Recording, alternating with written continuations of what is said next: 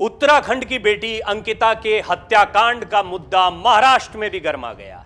शिवसेना की रैली में गूंज गया अंकिता भंडारी का मुद्दा और यह मुद्दा अब बहुत बड़े पैमाने पर फैल रहा है। उत्तराखंड में बहुत नाराजगी इस मुद्दे को लेकर देखने को मिली है।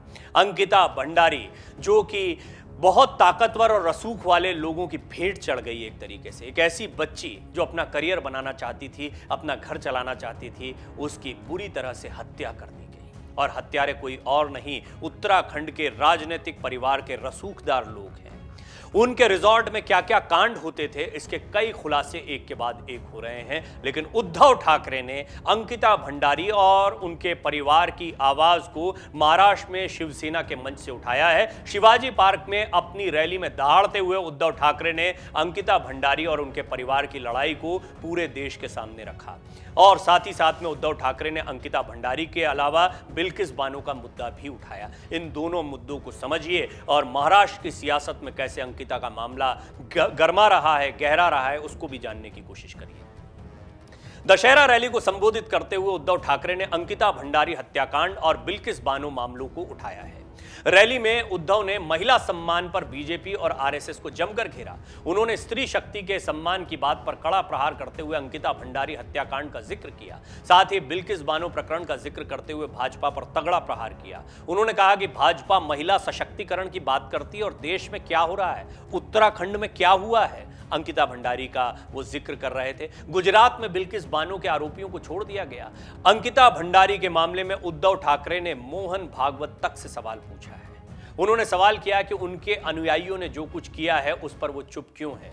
बिल्किस बानो के मामले में भी उद्धव ठाकरे ने कहा कि बीजेपी के राज में आरोपियों को छोड़ दिया गया। उद्धव ने कहा कि मोहन भागवत महिलाओं के लिए समान अधिकार की बात करते हैं, महिला सम्मान की बात करते हैं, लेकिन अंकिता भंडारी की हत्या कर दी जाती है। बिल्किस बानो के आरोपियों को गुजरात सरकार छोड़ देती है और उनका स्वागत सम्मान करती है। उद्धव ने कहा कि हिंदुत्व हमें हमेशा महिलाओं का सम्मान करना सिखाता है। उन्होंने जोर देकर कहा कि हम सभी भारतीय हैं, धर्म को घर छोड़कर आना चाहिए।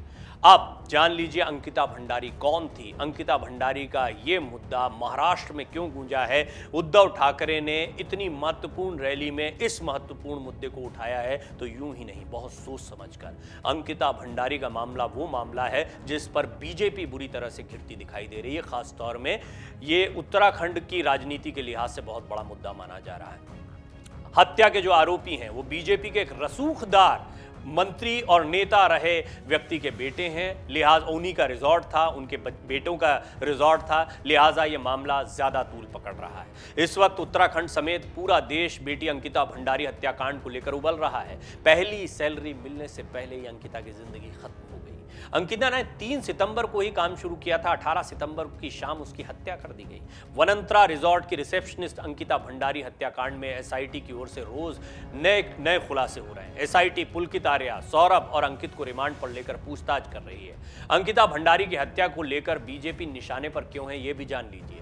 अंकिता भंडारी की हत्या का आरोप बीजेपी के निष्कासित नेता विनोद आर्या के बेटे पुलकित आर्या पर है। सूबे में सत्ताधारी पार्टी बीजेपी नेता के बेटे पुलकित आर्या का नाम सामने आने पर पार्टी ने नेता को भले ही निष्कासित कर दिया हो, लेकिन अंकिता की मौत यहां बीजेपी का दामन अब भी जला रही है। ऋषिकेश के वनंतरा रिजॉर्ट में काम करने वाली 19 साल की अंकिता को 3 लोगों ने उनकी नाजायज मांग नहीं मानने पर मौत के घाट उतार दिया था। आरोपियों ने जुर्म छिपाने के लिए शातिराना अंदाज से साजिश रची। अंकिता भंडारी हत्याकांड मामले में जैसे जैसे पुलिस की पूछताछ आगे बढ़ रही है, कोई ना कोई बड़ा खुलासा रोज हो रहा है।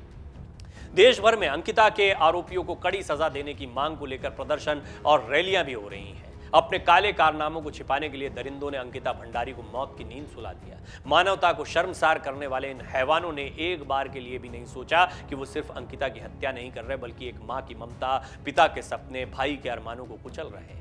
अंकिता की हत्या के बाद पूरे परिवार पर मानो वज्रपात हुआ है। अंकिता के परिवार को हर घड़ी उसकी याद रुला रही है। माता पिता जहां स्वयं को संभाल नहीं पा रहे हैं, वहीं भाई का भी रह रहकर बुरा हाल है। और इस परिवार की व्यथा को भी उद्धव ठाकरे ने अपने मन से उठाया। उद्धव ठाकरे ने कहा कि आज अंकिता भंडारी के परिवार के लोग प्रदर्शन कर रहे हैं और उनको ये प्रदर्शन करने की जरूरत क्यों पड़ रही, क्योंकि उनको न्याय नहीं मिल रहा। उद्धव ठाकरे को और विपक्ष को एक बड़ा मुद्दा मिला है। उत्तराखंड की राजनीति में सियासी उबाल देखने को मिल रहा है। हालांकि मुख्यमंत्री पुष्कर सिंह धामी ने इसकी जांच को खुद अपनी देखरेख में आगे बढ़ाया है। साथ ही साथ इस मामले पर पूरी नजर बनाए हुए हैं। उन्होंने विश्वास दिलाया है कि कोई भी आरोपी बच नहीं पाएगा। जिसने भी इस हत्याकांड को अंजाम दिया है उसको कड़ी से कड़ी सजा दिलवा कर रहेंगे। इसके बावजूद क्योंकि मामला बीजेपी के एक पूर्व रसूखदार नेता से जुड़ा हुआ है, लिहाजा इस मामले को अब विपक्ष पुरजोर तरीके से उठा रहा है। उद्धव ठाकरे ने एक और बड़ा मुद्दा उठाया। उन्होंने बिल्किस बानो का भी जिक्र किया। वो महिलाओं की समानता, महिलाओं के सम्मान की बात कर रहे थे, लिहाजा उन्होंने आरएसएस और बीजेपी दोनों को घेरा। अंकिता भंडारी के मुद्दे के साथ घेरा और बिल्किस बानो का मुद्दा भी उठाया। बिल्किस बानो का पूरा मामला क्या है, इसको भी संक्षेप में आपको समझा देते हैं। बिल्किस बानो से सामूहिक बलात्कार और परिवार के 7 सदस्यों की हत्या के मामले में उम्र कैद की सजा काट रहे 11 दोषियों को जेल से रिहा कर दिया गया। रिहा होने के बाद इन दोषियों को मिठाई खिलाने और उनका अभिनंदन किए जाने की कई तस्वीरें सामने। ये 11 लोग साल 2002 के गुजरात दंगों के दौरान बिल्किस बानो के सामूहिक बलात्कार और उनके परिवार के 7 सदस्यों की हत्या के मामले में उम्र कैद की सजा काट रहे थे। साल 2008 में मुंबई की एक विशेष सीबीआई अदालत ने इस मामले में इन 11 लोगों को उम्र कैद की सजा सुनाई थी। आरोपियों के जेल से छूटने के बाद बिल्किस बानो का मामला फिर चर्चा का हिस्सा बन गया।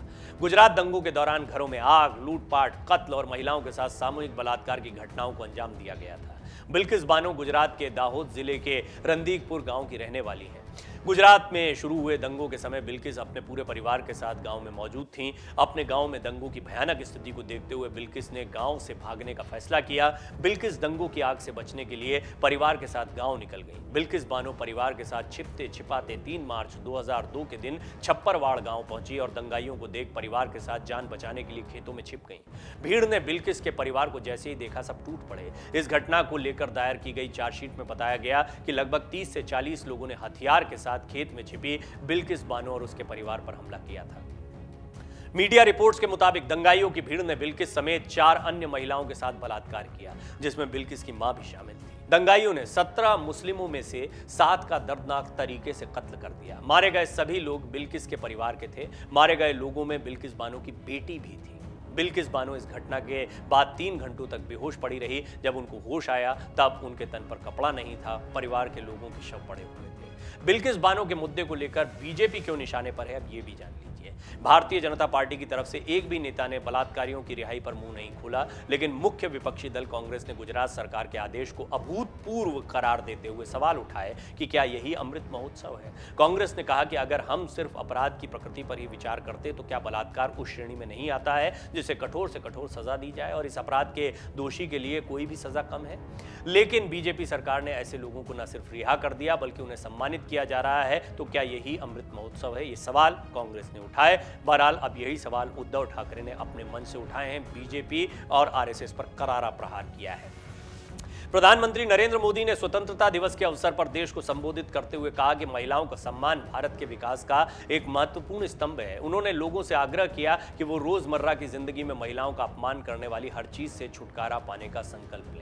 प्रधानमंत्री मोदी की ये सोच बहुत अच्छी है, बहुत मजबूत है। महिला सम्मान की बात भी होती है, लेकिन ये 2 ऐसे मामले हैं, चाहे अंकिता भंडारी का मामला हो या फिर बिल्किस बानो का मामला हो, जिस पर बीजेपी कई जगहों पर घिरती दिखाई दे रही है। विपक्ष के हाथ में एक बड़ा मुद्दा है। उद्धव ठाकरे ने भी इस मुद्दे को उठाया। दशहरा रैली जो उनके लिए सबसे ज्यादा महत्वपूर्ण थी, इस मंच पर वो कई बातें कह सकते थे, लेकिन उनकी तारीफ हो रही है कि उन्होंने महिला सम्मान के साथ साथ में बीजेपी पर निशाना साधते हुए उत्तराखंड की बेटी अंकिता भंडारी के मुद्दे को उठाया और बिल्किस बानो के मुद्दे को भी साथ ही साथ में देश के सामने रखा। डाउनलोड करें अमर उजाला ऐप और पाएं खबरें लगातार।